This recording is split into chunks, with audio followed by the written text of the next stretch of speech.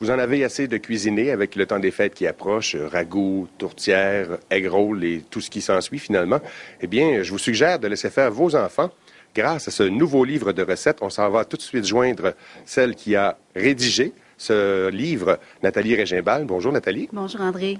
Qu'est-ce qui vous est passé par la tête pour créer un livre comme ça?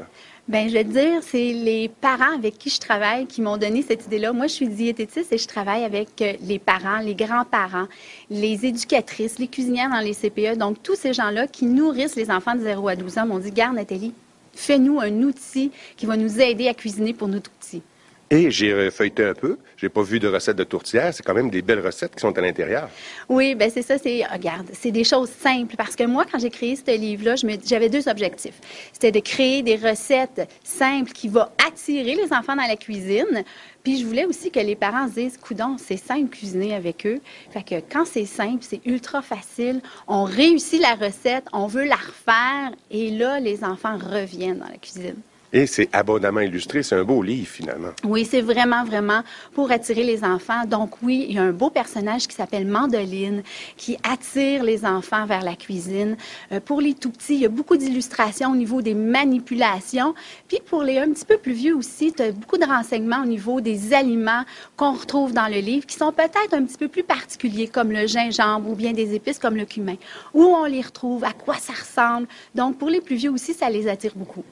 Je suis fine bouche, mon garçon aussi.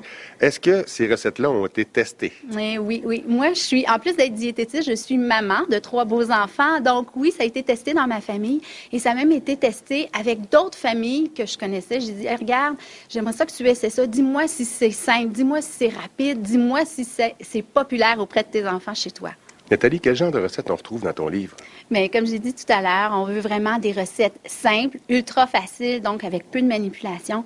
Ici, on a des petites poires garnies à l'avoine. Donc, le matin, le dimanche matin, toute la famille, on s'en va dans la cuisine, on sort nos poires, on met un petit peu de flocons d'avoine dessus. C'est super bon, c'est simple à faire, même quand on est tout petit. On le fait au four? Ah oui, regarde, c'est simple. Ça ressemble un petit peu à une espèce de croustade sur les poires, mais individuelle.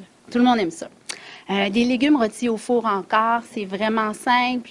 Quelque chose aussi qui peut être populaire, un poisson à la ciboulette, encore quelque chose de facile. Ça fait découvrir les saveurs. C'est super intéressant. Ça se met au four, c'est super simple aussi, une petite marinade. On met ça au four, 12 minutes, c'est cuit, c'est bon. Je voulais avoir des aliments qu'on retrouve facilement à l'épicerie. Puis ici, c'est un petit peu plus particulier. J'aide les gens à les retrouver. Donc, dans le livre, je dis aux enfants, bon, le gingembre frais, ça se retrouve dans la section fruits et légumes frais, mais tu peux en retrouver aussi qui est séché, donc dans la section plutôt des épices. Donc, vraiment, si c'est un petit peu plus compliqué, un petit peu plus particulier, j'indique où ça se retrouve dans l'épicerie. Bref, quoi de mieux pour intéresser les jeunes à la cuisine simple et santé que de les faire participer?